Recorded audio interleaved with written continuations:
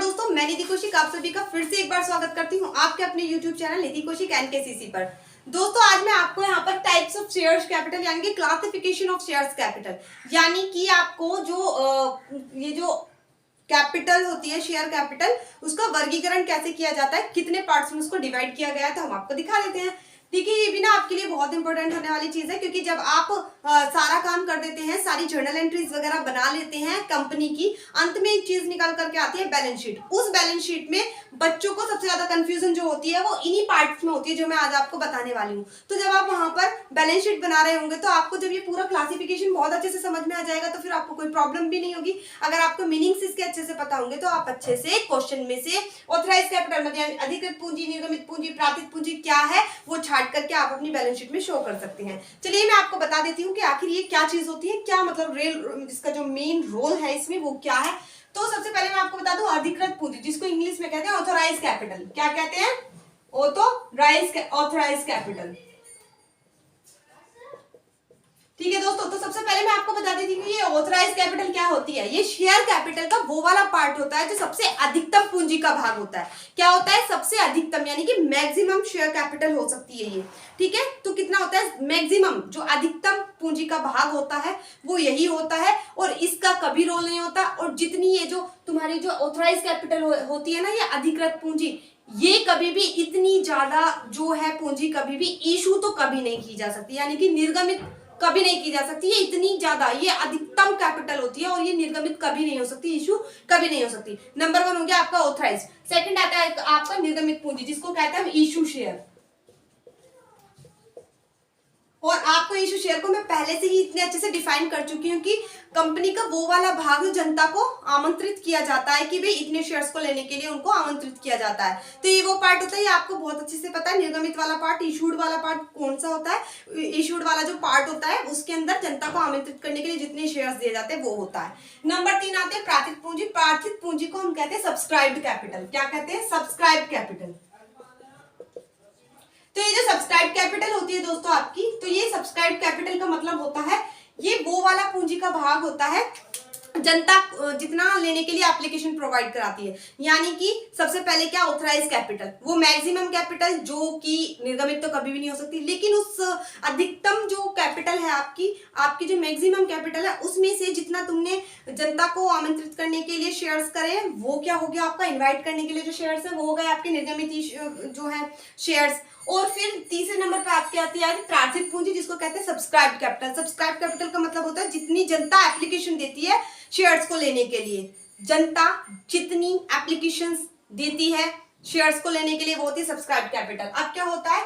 याचित पूंजी, यानी कि जो सब्सक्राइब कैपिटल का वो भाग जो कॉल्ड अप किया गया है, यानी कि मांगा गया है, इसको कहते हैं कॉल्ड अप कैपिटल। इसका मतलब ये होता है कि जो सब्सक्राइब कैपिटल है ना दोस्तों, उनको जनता ने क्या काम करा?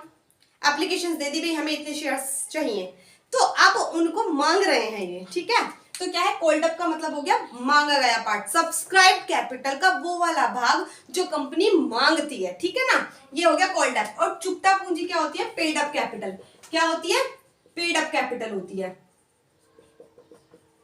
इसका मतलब क्या होता है कि देखिए, सब्सक्राइब कैपिटल का वो भाग जो मांगा गया है उसे कॉल्ड अप कैपिटल कह दिया। अब क्या होता है? जो कॉल्ड अप करी गई कैपिटल थी, यानी कि जो याचित करी गई पूंजी थी, यानी कि जो कॉल्ड अप की गई जो कैपिटल थी उसको पेड कर दिया।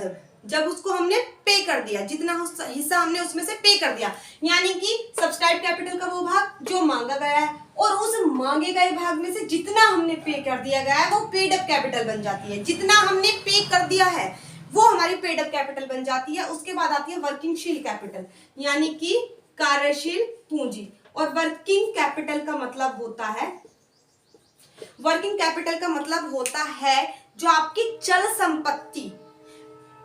संपत्ति में से जो चल दायित्वों का आधिक्य होता है। यानी कि कहने का मतलब होता है जब हमारी करंट लायबिलिटीज, करंट एसेट्स, ठीक है, यानी कि करंट एसेट्स जब हमारी ज्यादा हो जाती हैं करंट लायबिलिटीज से, तो तब हमारी बन जाती है वर्किंग कैपिटल। तो हम कह सकते हैं एसेट्स, वो भी कौन सी?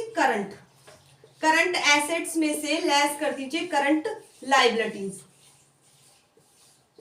तो ये बन जाती है आपकी सॉरी सॉरी सॉरी, इसको यहां लिख लीजिए।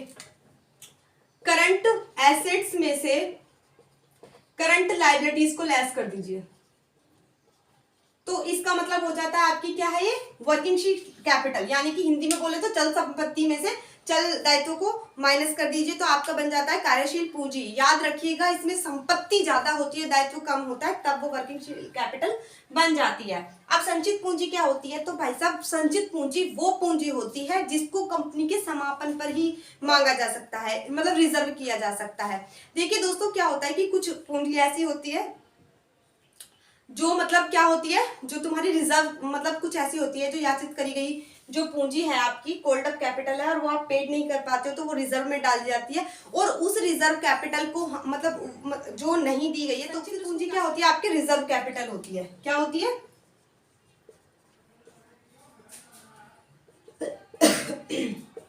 तो रिजर्व कैपिटल क्या होती है, देखिए क्या होता है, कंपनी एक्ट 2013 के अकॉर्डिंग क्या होता है, कंपनी एक्ट 2013 के अकॉर्डिंग अगर आपकी कोई अयाचित पूंजी, यानी कि आपकी जो अयाचित पूंजी है, एक विशेष प्रस्ताव के द्वारा, एक विशेष क्या, अयाचित पूंजी को एक विशेष प्रस्ताव के द्वारा कैपिटल रिजर्व में ट्रांसफर कर, क्या होता है कि कंपनी अधिनियम 2013 के अनुसार, यानी कि कंपनी एक्ट 2013 के अकॉर्डिंग अयाचित पूंजी को, जो पूंजी अभी नहीं दी गई है, अयाचित पूंजी को किसी विशेष प्रस्ताव के द्वारा कैपिटल रिजर्व में डाल दिया जाता है, और ऐसा सिर्फ तभी होता है जब कंपनी का समापन होता है, यानी कि कंपनी के समापन पर ये कैपिटल रिजर्व वाली कंडीशन अप्लाई होती है। तो कुल मिलाकर दोस्तों, ये जो टाइप्स ऑफ शेयर कैपिटल, या तो कह दो क्लासिफिकेशंस ऑफ शेयर कैपिटल के पार्ट 7 होते हैं।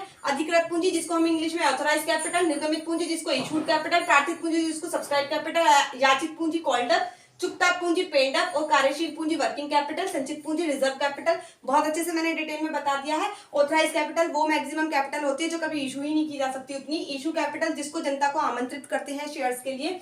सब्सक्राइब कैपिटल जितने जनता शेयर्स लेने के लिए एप्लीकेशन दे देती है। Next cold up capital, subscribe capital का वो भाग जो मांगा गया है जनता से, और कोल्ड अप कैपिटल का वो भाग जो मतलब जनता से मांगा गया भाग था, उसमें से जनता ने जितना पेड कर दिया है वो पेड अप कैपिटल। और वर्किंग कैपिटल होता है जब हमारा करंट एसेट्स ज्यादा होती हैं आपकी करंट लायबिलिटीज से।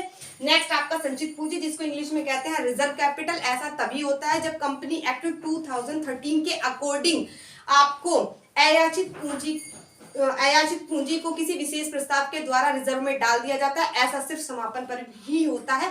अगर आपको ये बैलेंस शीट बनाने में हेल्प कर रहा हो, लाइक सब्सक्राइब एंड शेयर करें। Thanks for watching.